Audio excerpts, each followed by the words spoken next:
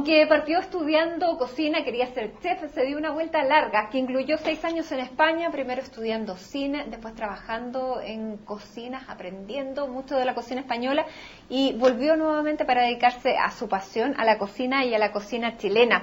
Hace 3 años fundó junto a otros amigos, amantes de la cocina, no necesariamente chef, porque hay bastantes otros oficios dentro de Pebre, creo precisamente Pebre, que es la Corporación por las Cocinas Chilenas.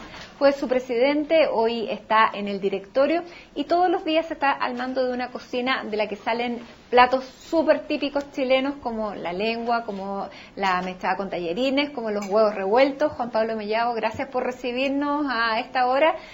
Tomando el cafecito en una de las tazas, sí, que también son típicas de las cabras, las fuentes. No, esta es de un restaurante colombiano, no tiene nada que ver. No tiene nada que ver con las cabras, pero es muy bonita. Bueno, muchas gracias por recibirnos y explícanos, cuéntanos cómo nació Pebre y qué es Pebre. Pebre nace hace 2 años, para ser preciso. Es una corporación que se dedica a tratar de identificar o de poner un poco en la discusión pública la identidad de la cocina de Chile, porque no es tan fácil identificar los rasgos que distinguen las cocinas de los países. A veces uno se confunde y cree que tiene que ver con que la materia prima tiene que ser local y eso es lo único que manda, por ejemplo. Otros dicen que, no sé, hay varias teorías, pero al final lo que nosotros hemos ido descubriendo es que la identidad tiene que ver mucho con cómo se hacen las cosas más que con qué se hacen. Los aliños que se usan, los modos, las costumbres, los rituales, las fiestas en relación a la comida tienen mucho más de identitario que la materia prima misma. Y bueno, en resumen, a lo que nos dedicamos es a pensar un poco en esto y a expresarlo de distintas formas. Por ejemplo, hacemos microdocumentales con el director de comunicaciones, que es Jaime Landeros, un tipo que tiene un ojo, audiovisualmente hablando, súper sensible a estos temas. Recorremos el país buscando distintos lugares pequeños, como pequeñas joyas de la cocina. Te fijas, como la señora que hace las empanaditas de Navajuela en un puesto en el mercado de Alcagüe, o la señora que cocina el fricasé en un restaurante que se llama El Roto Pedro en Arica. Y así vamos viendo que hay un mundo por descubrir y mostrándolo, esencialmente. ¿Y por qué les quisieron poner Pebre? Porque Pebre es una palabra que alude directamente a la cocina chilena, tiene que ver con el comienzo de algo. Las comidas en Chile se comienzan con pebre. El pebre además abre la conversación.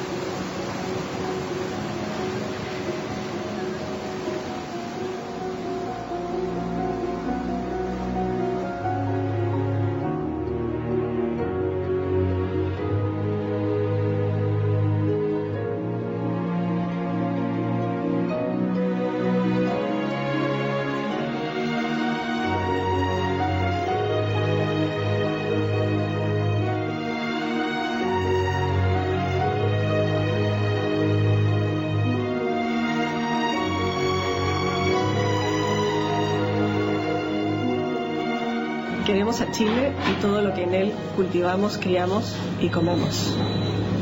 Nos comprometemos a trabajar incansablemente porque los chilenos y chilenas valoren, cocinen con amor y gocen nuestra comida chilena.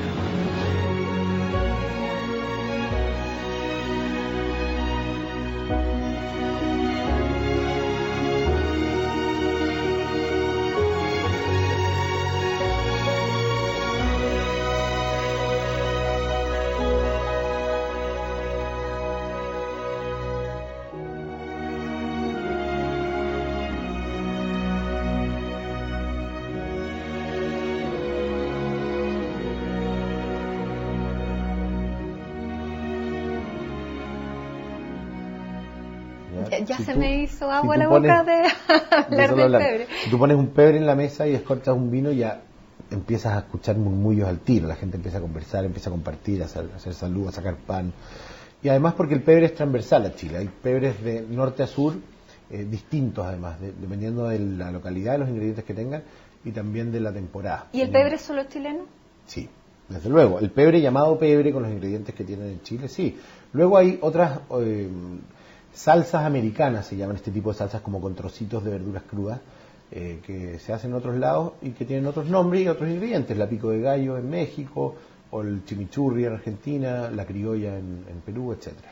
Juan Pablo, y de lo que has investigado, de lo que has recorrido, ¿podemos definir si hay efectivamente una cocina chilena o tenemos mezclas de muchas partes? Yo te diría que efectivamente hay una cocina chilena, y no solo una, sino varias, y te lo digo con tanta seguridad porque hemos estado bastante tiempo, antes de Pebre, incluso los integrantes de Pebre y mucha otra gente, buscando un poco esta respuesta.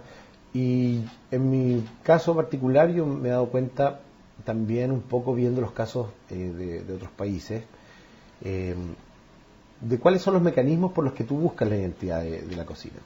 Yo creo que esa es la pregunta que había que hacerse, que era más importante. ¿Cuáles son los mecanismos que identifican a una cocina? ¿O cómo se van configurando las cocinas? Tú decías que no eran las materias primas, los elementos que nacen de la tierra. Uno puede tener cosas súper...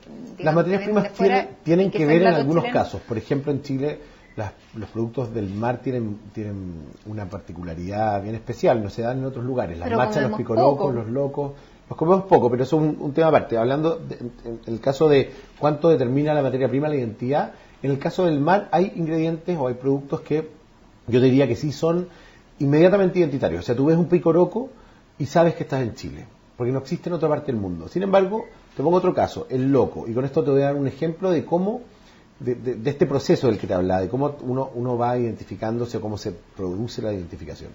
Si tú pones un loco crudo, es una materia prima, ¿ya? A los chilenos nos va a identificar más que a los uruguayos o a los venezolanos porque ellos no la tienen, ¿verdad? Pero todavía no se transforma en cocina un loco crudo. Cuando lo transformas en cocina, o sea, cuando lo limpias, lo cueces o lo cortas y lo sirves, cuando hay manipulación, digamos, de un cocinero, recién se transforma en una cocina. Para que esa cocina tenga apellido chileno, necesariamente en este caso tiene que tener una receta chilena. ¿Cómo comemos los locos nosotros? Cocidos, enteros, con mayonesa y lechuga. Y eso se llama locos mayo, identifica a un pueblo entero que es Chile. Si tú ese mismo loco lo sirves crudo en un plato, cortado, con salsa de soya y wasabi, ¿es cocina chilena? No, es cocina japonesa. ¿Te fijas? Entonces, ¿qué es lo que manda? ¿El loco como materia prima o lo que tú haces con el loco? Lo que la cultura de un país transformó en un plato propio. No importa el ingrediente. Tú podías hacer comida japonesa con chancho y comida chilena con chancho. Si lo alineas con orégano, comino, ají de color, ajo, etcétera, tenéis la chanchería típica del Colchagua, el Maule, etcétera. Y si le ponéis salsa tamarindo, es comida china. Juan Pablo, ¿y cuándo nació esta idea de recuperar o de relevar la cocina chilena? Porque hemos visto varios chefs que se están dedicando a la cocina chilena de distintas maneras, porque hay restaurantes súper elegantes que crean distintos platos con estos mismos ingredientes que a lo mejor uno puede decir que lo relevan, que lo disfrazan o que no es cocina chilena. Pero ¿cuándo nació y qué opinas tú de esta nueva cocina chilena? Yo te diría que hace más de 10 años o 15 años empezó esto acá, un poco en principio por una cosa bien puntual que tenía que ver con que el pasto del vecino era más verde y eso siempre nos da un poco de pica a los chilenos, no sé si estáis de acuerdo conmigo. Y esa es una de las peores razones para hacer algo, o sea, por querer igualarte a alguien o por envidia o por querer empatar, digamos, o ganar. Sin embargo, en el camino se fue dando una manifestación distinta a esta, que tenía que ver ya con la búsqueda genuina de una identidad. ¿Por qué?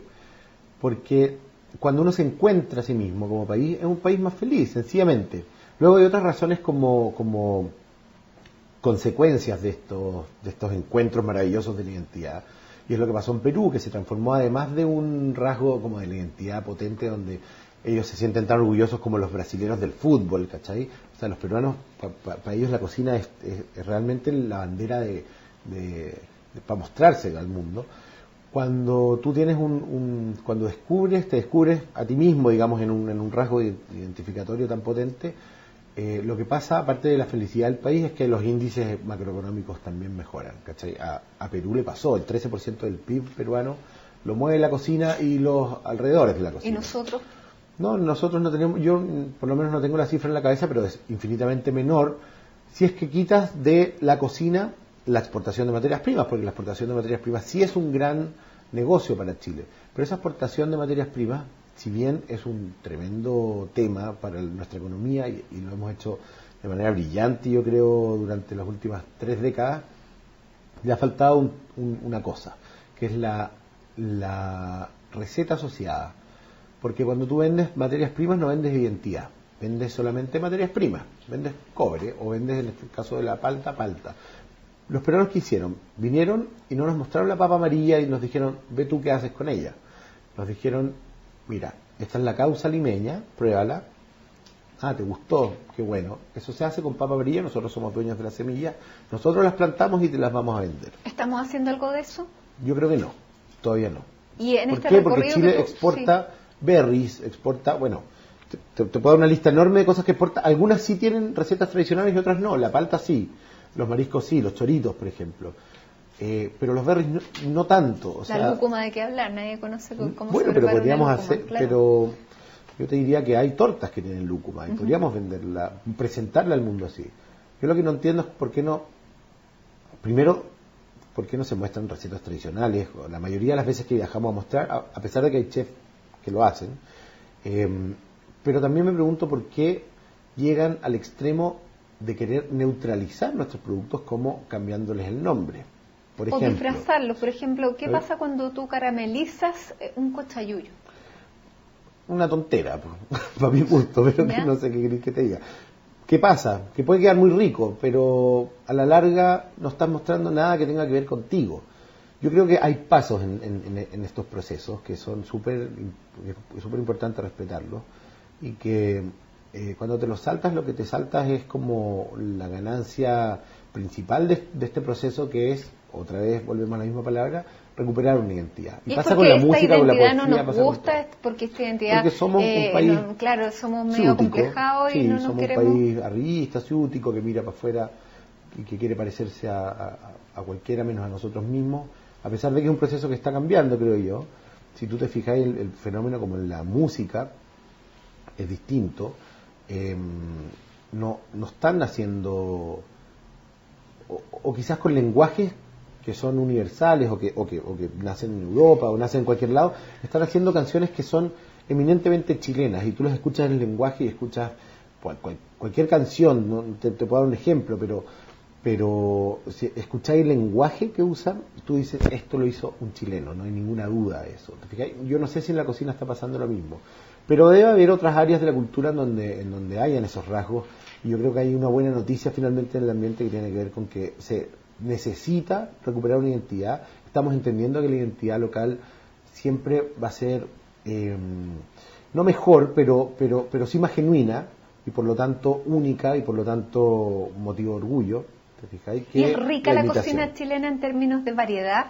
Es muy rica la cocina chilena. Al principio te decía que yo, y en Pebre además hablamos de que no hay una sola cocina sino varias. Nuestra corporación se llama Corporación por las Cocinas de Chile, en plural. ¿Por qué? Porque los países no tienen una sola cocina. Si tú piensas en España, por ejemplo, o en Italia, o en México, o en Perú, o en Japón, son cocinas que tienen varias cocinas dentro de ellas. En el caso de España, Italia, Francia, son cocinas regionales la mayoría, ¿verdad? Tienen que ver con la geografía. La cocina del País Vasco no tiene nada que ver con la cocina andaluza, ni catalana, ni madrileña. Lo mismo en las regiones italianas. Sin embargo, si te vienes a Latinoamérica, que tiene otro proceso como cultural y de colonización y de inmigraciones, lo que te encuentras es una cocina no tan territorial, sino más bien una cocina de conceptos que tienen que ver con las inmigraciones. Y piensa en Perú. Las cocinas peruanas, ¿cuáles son? No son solamente la arequipeña versus la limeña o la de la costa versus la de la sierra, sino la cocina Nikkei, que tiene que ver con la inmigración japonesa, la cocina chifa, que tiene que ver con la inmigración china. ¿Y nosotros adoptamos también? Nosotros hemos adoptado cocinas súper importantes del mundo. La principal, te diría yo, en la cocina pública, pues hay que distinguir también la cocina pública de la cocina privada. La cocina privada es la cocina de la casa, bien, la cocina pública la de los restaurantes. En la cocina pública vive una cocina que es híbrido total entre Chile, es decir, Chile, España, Chile indígena, te fijas, un poco el sincretismo postcolonial, con la cocina alemana. La cocina alemana es una de las grandes influencias que tenemos en nuestra Por cocina. ejemplo. Por ejemplo, anda a una fuente de soda y vas a encontrar mostaza, chucrut, fricandelas, crudos. ¿Te fijáis? Y eso ya es parte de nosotros. Eso es parte. Ahí hay una cosa que hay que entender para entender la identidad culinaria de un país. No importa dónde nacen los platos, importa cómo los interpretas tú. El crudo nace probablemente en Inglaterra, el steak tartar. Luego pasa al centro de Europa y son los alemanes los que lo traen al sur de Chile. Y en Valdivia nace una nueva receta que ya no se llama tártaro, sino que se llama crudo. ¿Qué hicimos en Chile con el crudo? ¿Cómo se alinea el crudo originalmente? Con mostaza, con yema de huevo, con pepinillos, ¿cachai? Con cosas como encurtidas, ¿bien? Porque esos son los sabores que allá gustaban. ¿Qué sabores gustan acá con algo crudo? El ají verde, la cebolla, el cilantro y el limón, porque estábamos acostumbrados a comer ceviche crudo. Entonces, ¿qué hicimos con el tártaro? Lo acevichamos y lo transformamos en una nueva receta. Oye, Juan Pablo, lo transformamos en una cosa que se llama crudo, que ya no se llama tártaro y que es chilena. ¿Tú dirías que todas las clases sociales tienen acceso a comer comida chilena? ¿Es bien básico lo que Desde luego que sí. ¿Sí? Desde luego que sí. Y las clases sociales, digamos, que están más abajo en la escala, te diría que son, junto con lo contrario, la más alta, las que mejor comida chilena comen. Yo te diría que, y hasta aquí me puedo meter en un problema y lo voy a asumir nomás, yo diría que son las clases medias como con ciertos componentes aspiracionales las que están probando demasiado el sushi y la comida thai y como que se encantan con eso porque también tiene que ver con justamente lo aspiracional, el viaje, la salida, no sé qué.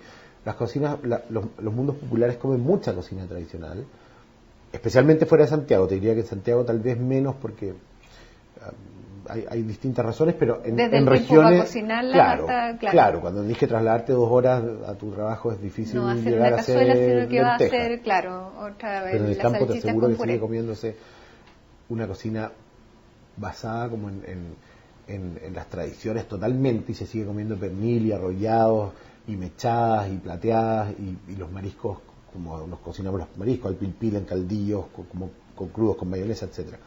Y en las clases altas, que también se criaron como con personas que trabajaban en estas casas, que venían del sur y que tenían esas tradiciones, también hay una gran afición por la cocina tradicional chilena. La gente que se ha criado, digamos, en estos ambientes, que ha tenido este servicio y esta oportunidad, ama la lengua y el arrollado tanto como las clases populares. Hay una cosa bien rara en esta distinción que le estoy haciendo, porque tiene que ver con los extremos, y al medio hay una mezcolanza un poco más falta de identidad, creo. ¿Y quiénes son los que llegan a Las Cabras, a tu fuente de soda? Llega de todo, nos hicimos una fama al principio, era divertido porque nos decían que era un público muy hipster. Yo todavía no entiendo muy bien qué es lo hipster, porque va como mutando, pero yo me empecé a fijar un poco cuál era el público y empecé a cachar que venía gente de 80 años a comer un pernil que no encuentra en otra parte de Santiago, aliñado como lo tenemos aliñado nosotros, o las lentejas, o los garbanzos, o la palta reina, y a vivir esta como nostalgia de la cocina que ya no se encuentra en la cocina pública santiaguina. Y también venían como jóvenes de oficinas cercanas a probar esta cuestión que habían visto como en Instagram y que al final descubrían que era una cosa muy normal y muy popular y terminan volviendo. Entonces yo te diría que es un público muy variado, de todas las edades. Mucho señor mayor va a almorzar a Las Cabras porque no encuentra esa cocina en otro lado. Lo vamos a ir a ver después, así que vamos a ver Eso. quién llega a almorzar, porque vamos a ir a la hora de almuerzo, quién llega a almorzar. Y de todas las clases sociales, se mete el vendedor ambulante y se come un sándwich y viene un señor a pedir las criadillas porque no las encuentra en otro lado. ¿Te fijas? Es bien transversal. Ahora, tenemos también cocinas para cada época del año. Empezó el frío. ¿Cuál es el obligado del invierno en la cocina chilena? Porque transpiramos a morir con los porotos en verano, pero sí, ahora eso es bien curioso. necesitamos? La cocina de verano chilena tiene pastel Terrible, de choclo, claro. vestido de greda, ¿cachai? Es como, por favor, dame un poco de lluvia para comerme eso. Pero y los porotos granados con mazamorra. Claro. Ahora nos lo comemos felices porque nos encanta. Pero transpirando. Transpirando. Ahora la comemos en un parrón, tampoco es tan grave. En general se come en el patio, ¿no? Ahora, en invierno, yo te diría que el chileno o los chilenos somos muy soperos. Y tenemos además todo un cuento con las sopas, porque las sopas en Chile no son sopas nomás, ¿ah? No se come sopa. No hay, hola mamá, ¿qué hay de comer? Hay sopa, hijito. No, hay nombres para la sopa. Hay cazuela, hay caldillo, Carbonada. hay pailas, hay carbonadas, ¿te fijáis? Y además estos grupos tienen como distinciones bien claras. Los caldillos son de pescado, ¿ya? Las pailas son de mariscos y las cazuelas son de carnes. Y la cazuela puede ser de los tipos de carne que puedes encontrar en el mercado, de ave o de pollo, de vacuno o de chancho con chuchoca, ponte tú, no sé qué. Por ahí yo te diría que hay una cosa bien bonita. Luego, otro obligado en la cocina chilena de invierno es lo que la chanchería tradicional de Chile da para nuestro disfrute, que no es una sola cosa, sino unas 20, te diría. No sé si tú conoces las chancherías tradicionales de los pueblos de la zona central de Chile. Bueno, yo soy de San Fernando. En San Fernando hay una que se llama la chanchería alemana, que te diría que es de las mejores de Chile. En Talca hay una, en Curicó hay otra. Esta tradición, yo te diría que es parte del patrimonio inmaterial ya, y debería ser reconocida como tal, porque se nos van a morir estas cuestiones y vamos a tener una pérdida tremenda. ¿Qué se hace en las chancherías? Solo productos derivados del chancho: queso de lengua, queso de cabeza, arrollado, patitas, pernil aliñado, costillar. Te venden hasta los cueros hechos como chicharrones, ¿te fijáis? Del chancho además se usan hasta los suspiros, así que no... Oye, Juan Pablo, no y sobra ustedes nada. en Pedre también se preocupan de que los proveedores se mantengan. Tú decías, las estanterías, que no mueran las estanterías, pero con los mariscos, ¿qué pasa? ¿Tienen vinculación también con las caletas para que las caletas no mueran y que no sea Sí. solamente el vínculo del restaurante con el mercado propiamente tal, sino que también se cuide a los que están, digamos, son los número uno en la escala de producción? Claro. Hay un trabajo relacionado con eso. Lo que pasa es que Chile es bien inabarcable en términos geográficos y los recursos de la corporación son bien limitados, en definitiva, a pesar de que haya un grupo de gente que algunos de ellos son bastante influyentes o pueden tener... Entonces hemos hecho algo de ese trabajo. En particular te puedo contar que con las caletas hicimos un trabajo muy bonito de la mano por iniciativa, y la que llevó, digamos, este proyecto fue Ana Rivero, que es la directora ejecutiva de Pedre, una periodista gastronómica chileno-peruana, ¿no?, de doble nacionalidad, con el corazón medio dividido, pero que ama a este país y que ha trabajado férreamente por esta búsqueda de la identidad y la mejora también de la cocina tradicional de Chile.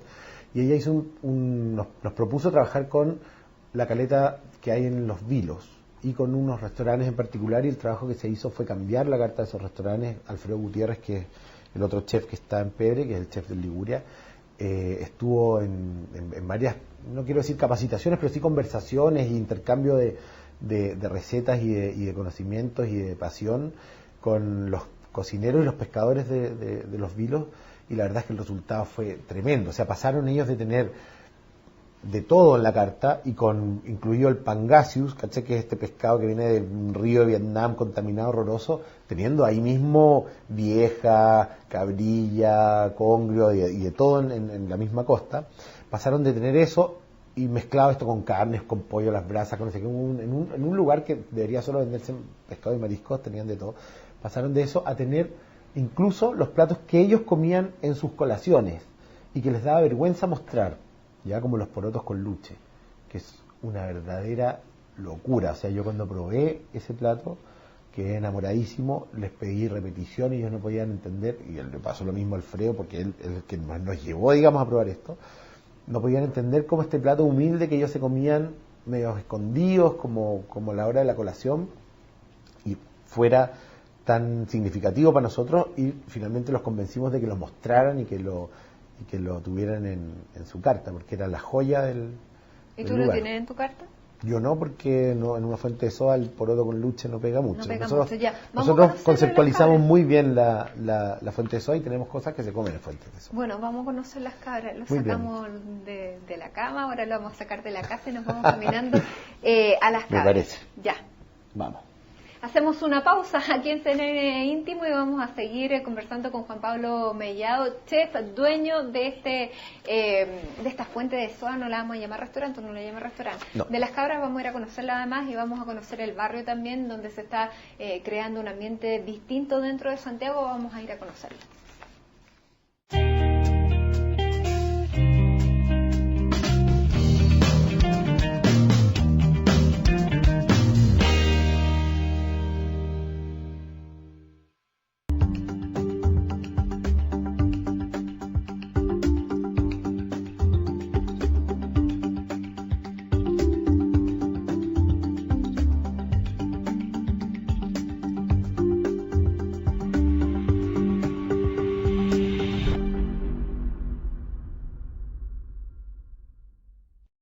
Esto es CNN Íntimo. En esta edición estamos junto a Juan Pablo Mellado, chef, dueño de esta fuente de soda de la que habíamos hablado tanto ya en el bloque anterior, Las Cabras, que está en pleno Luis Taller Ojeda, que es un barrio que ha cambiado de fisonomía, ha cambiado mucho, Juan Pablo. Sí.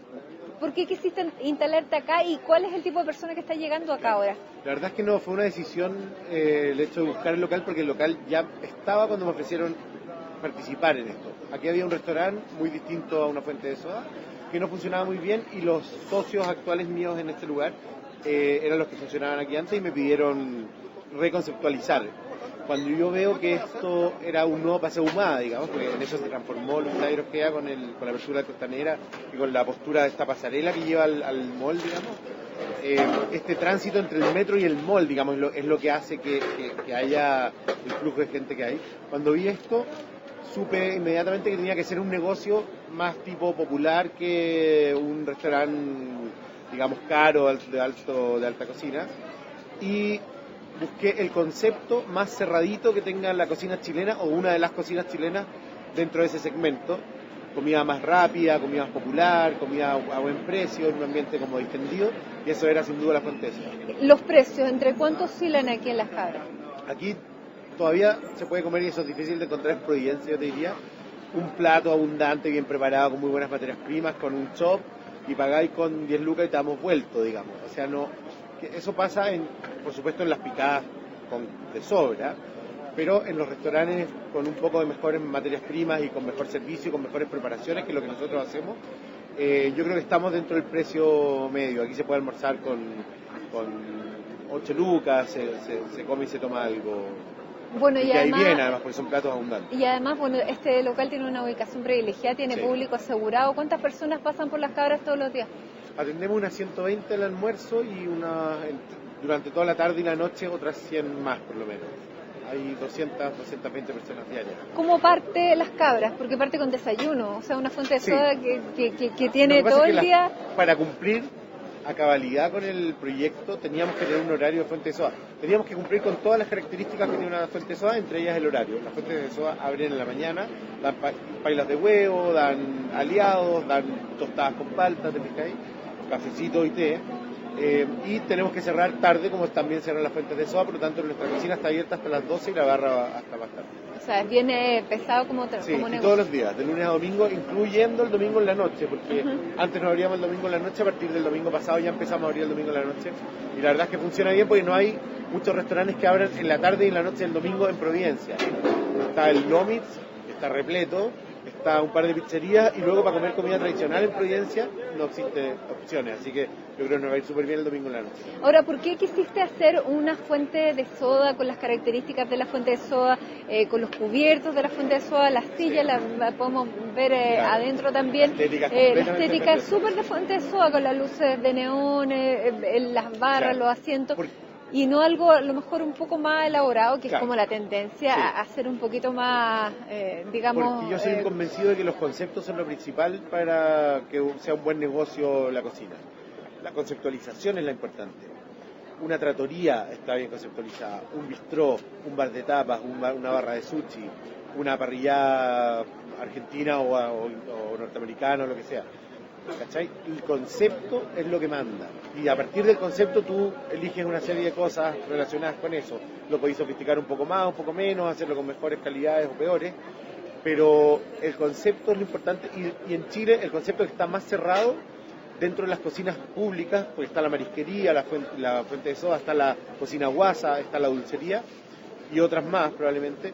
El que está más cerradito, el que se entiende más rápido y el que la gente prefiere más veces a la semana es la fuente de soda, desde luego. Lo que a mí me extraña es que no se hayan abierto fuentes de soda en los últimos años antes, ¿cachai? ¿Hace cuántos años que no se abrió una fuente de soda? Yo te diría que una fuente de soda como tal, con el nombre de fuente de soda, no una sanguchería nueva, que se han abierto varias, una fuente de soda, jactándose de ser una fuente de soda, yo creo que no se abría hace 30 años. ¿Y tú por qué optaste por la fuente de soda y no por a lo mejor una cocina más elaborada, por un restaurante en algún mall o algún restaurante en Nueva Costanera, que son los que están de moda? Porque la cocina que a mí me gusta hacer, a pesar de que yo haya pasado por cocinas como de vanguardia en España, entre ellas el Bulli, que es como el lugar en donde nace y se desarrolla más la vanguardia, a pesar de haber pasado y conocido y aprendido eso, a mí lo que me interesaba, como hablamos en el bloque anterior, es la identidad y la cultura por medio de la cocina. A mí la cocina como técnica no me interesa, me interesa como un rasgo de la personalidad de los países, ¿ya? Un rasgo de la identidad de los países. Y en la fuente de soda se encuentra mucho más esta identidad que en los restaurantes de alta cocina. En los restaurantes de alta cocina se nota más la mano de un autor, que también es bien ciútico para mi gusto el término cocina-autor, y en la fuente de soda se nota más la mano de la casa y de la cultura de los países. ¿Y se le traspasa el precio del local al plato final? ¿Eso aquí pasa? Aquí yo te diría que lo que se traspasa el precio final, y por eso es una fuente de soda más cara que las fuentes de soda, es que tenemos las mejores materias primas. La palta cardenal que te comían las cabras está hecha con unos camarones de gran calibre, limpiados por nosotros, cocidos durante 30 segundos, hechos con una mayonesa casera hecha por nosotros, con la mejor palta de mejor calibre. Entonces todo eso en conjunto hace que tengáis una palta cardenal que tiene que cobrarse distinto. No te puedo cobrar 3 lucas por una cuestión que me sale a mí de costo 3,200, ¿te fijáis? Entonces yo creo que a la gente nunca le importó mucho el tema de los precios. Distinguió que aquí había una intención distinta a la que encontrar en la cocina popular en general, que es como abaratar costos, tener las materias primas justitas y no de calidad justita, digamos, y no traspasarte demasiado el precio, porque hay un error, yo creo, en la concepción de pensar que la gente prefiere peor calidad para pagar menos. Yo creo que la gente quiere la calidad exacta y paga el precio que corresponde. ¿Hay clientes fieles aquí? Muchos. Yo creo que hay mucha gente que vuelve. Lo veo todos los días. Sí, es que yo creo que es un lugar para venir varias veces al mes, incluso varias veces a la semana, porque es una comida de la que no te cansa, es una comida de la que no se ha cansado Chile en 200 años. Pero que la tenía medio escondida. Yo creo siempre que ahora la hemos tenido un poquito adentro del closet, pero yo creo que ya llegó el momento de que esté saliendo.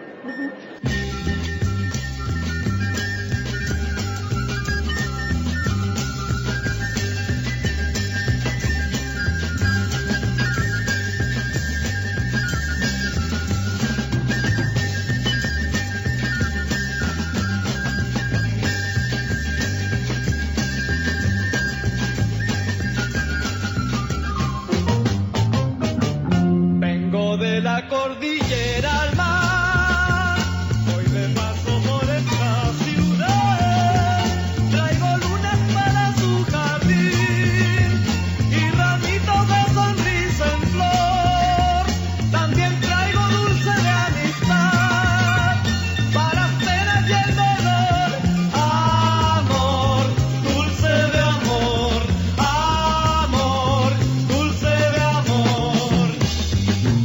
Traigo lunas para su jardín y de paso una canción. Amor, dulce de amor, amor, dulce de amor. Traigo lunas para su jardín y de paso una canción. Hágase la luz y la luz baña los cerros por debajo del abrigo, la luz en las cabezotas tan duras y en todos los corazones. Hágase la luz, que se prendan las candelas, hágase la luz, y el amor chorre en los escritorios, hágase la luz, que se baile en la vereda, hágase la luz en los cerebelos, hágase la luz, en los guantes del caballero, que vive, que alumbre esta tierra negra y se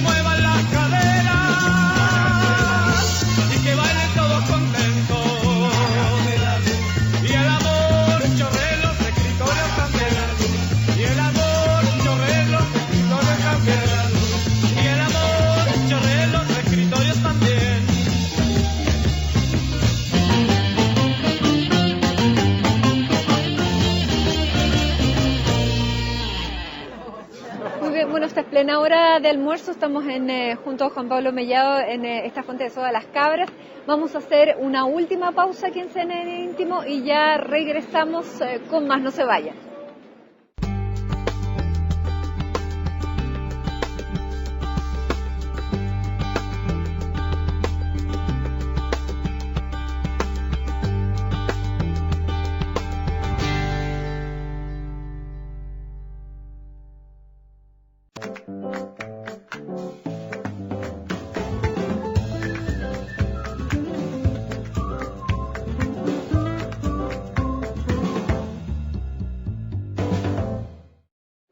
Esto es CNN Íntimo. En esta edición estamos con Juan Pablo Mellado, chef, autor y además escritor, porque hiciste un libro hecho en Chile. Este es el libro que hiciste y tú te diste una vuelta al revés. Ya habíamos comenzado hablando al inicio de que partiste estudiando cocina, te fuiste del país, volviste como asesor culinario, volviste con un programa de televisión también en un canal gourmet.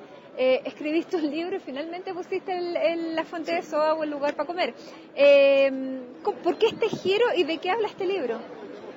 El giro tiene que ver un poco con que también tengo otro convencimiento que tiene que ver con que los restaurantes ojalá hay que hacerlo lo más tarde posible, ¿ya?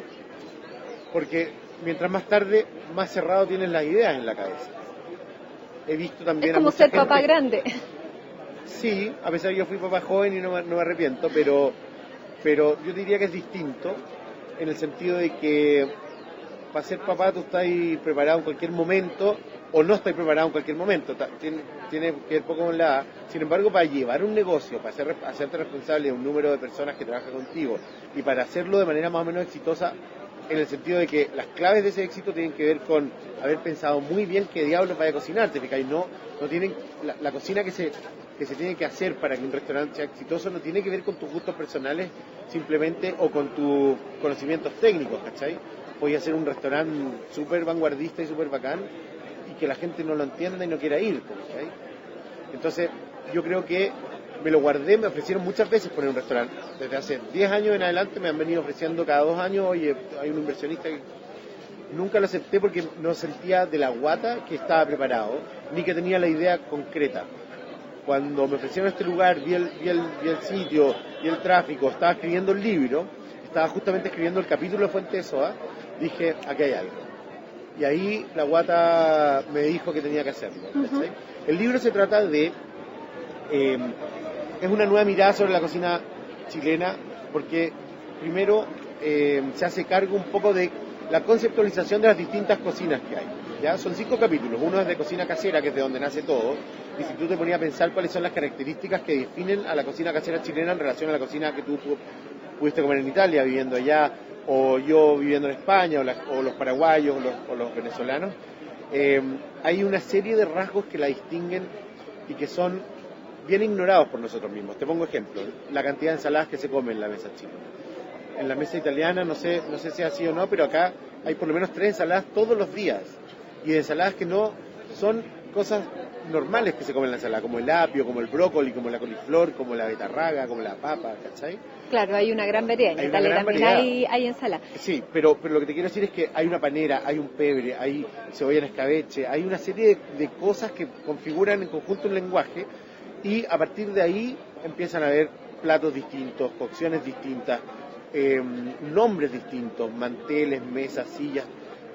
En torno a la mesa de la casa hay un lenguaje bien particular que se denota en el libro. Y después hay una serie de cocinas públicas que son las cocinas que yo distingo como más populares y con más identidad. Una es la Fuente de Soda, la otra es la marisquería, la otra es la cocina guasa y la última es la dulcería. Y todas tienen lenguajes y explicaciones súper detalladas de cuáles son los rasgos que las definen unas de otras y en relación a las mismas cocinas en otros países. ¿Tú siempre quisiste estudiar cocina? ¿Eres bueno por la cocina? Yo quise estudiar literatura. Cuando di la prueba postulé a literatura, quedé en la Católica, hice la cola para inscribirme y en la cola me arrepentí y dije no voy a estudiar 5 años porque era muy inquieto y quería irme rápido de Chile a vivir afuera. Entonces esta era la segunda opción, lo decidí. Pero con la literatura siempre tuve un coqueteo, de hecho este libro está escrito con mucho más texto probablemente que los libros de cocina en particular, porque a mí me gusta mucho escribir. publiqué un libro de poesía en España cuando vivía allá, estudié guión de cine, o sea, siempre he estado como un poco, me guiña el ojo la literatura y su y la estética primos, que rodea, bueno, que le puedes dar esta estética que rodea la cocina. Finalmente, Juan Pablo, ¿por qué crees tú que la cocina debiera ser parte del patrimonio cultural de Chile? ¿Por qué debiéramos tener una cocina como patrimonio? Sí, esa es una discusión que estamos teniendo justamente, o una conversación que estamos teniendo justamente con el Ministerio de Cultura. La tuvimos con Baratini y la queremos tener con el nuevo ministro, que tiene que ver con que el Estado de Chile reconozca a la cocina como patrimonio, pero ya lo hace, porque la UNESCO nos obliga a hacerlo, pero este ministerio, o el Consejo Nacional de la Cultura y las Artes, no ha creado instrumentos relacionados con eso. El cine, la literatura, otras artes están consideradas parte del patrimonio inmaterial del país, pero tienen instrumentos para postular a fondos concretos para hacer actividades relacionadas con esto. Si tú quieres publicar un libro de cocina o si tú quieres hacer una feria de cocina, no tienes ninguna ayuda del Estado, por lo tanto hay un reconocimiento que es virtual solamente, que no es real. Por lo tanto, la conversación que tiene Pebre es que ahora se instrumentalice, ¿ya? Que se llegue de verdad en concreto a una serie de herramientas para que la gente que está dedicada a recuperar el patrimonio culinario de Chile tenga una ayuda que es súper importante, porque estas cosas no se pueden hacer. Las corporaciones no tenemos, por ejemplo, ayuda. Ahora, si me preguntas por qué, porque la cocina, junto con la música, junto con el lenguaje y una serie de cosas, de 3 o 4 cosas, no muchas más te diría, la poesía, etcétera, son los lugares en donde más clara está la identidad. Y te pongo una prueba. Cuando tú vivías en Italia, si bien se come increíble en Italia, ¿qué es lo que más echabas de menos de Chile? O cuando volvías a Chile, ¿qué era lo primero que querías hacer? Probablemente tenía que ver un poco con la guata. La marraqueta. ¿Okay? Claro, la marraqueta, el pan con palta. Yo qué sé, desde luego no la mechaba con tallarines porque tiene un origen parecido allá y lo comía allá. Pero sí hay una nostalgia en la cocina, está en la cocina, digamos, de cuando uno vive afuera, que te habla de lo identificatoria que es la cocina con respecto a la identidad, ¿sí? Con respecto a lo que uno es, a lo que uno echa de menos de dónde viene. ¿Y debería concretarse, tú crees, en este gobierno? Debería. Sí, yo creo que hay un compromiso aparte. Si hay una continuidad en la conversación que tuvo el Ministerio saliente con Pebre, digamos, me parece lógico que siga esa conversación y que lleguemos a una cosa más concreta, porque es súper importante para, te diría, a este nivel, la felicidad y la autoestima del país. Así te lo digo.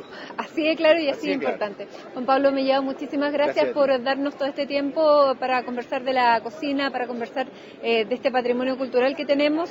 Y a ustedes también muchísimas gracias por habernos acompañado en esta edición de CNN Íntimo. Como siempre, nos encontramos con otro entrevistado dentro de una semana más. Que estén muy bien. Gracias. Muchas gracias a ti.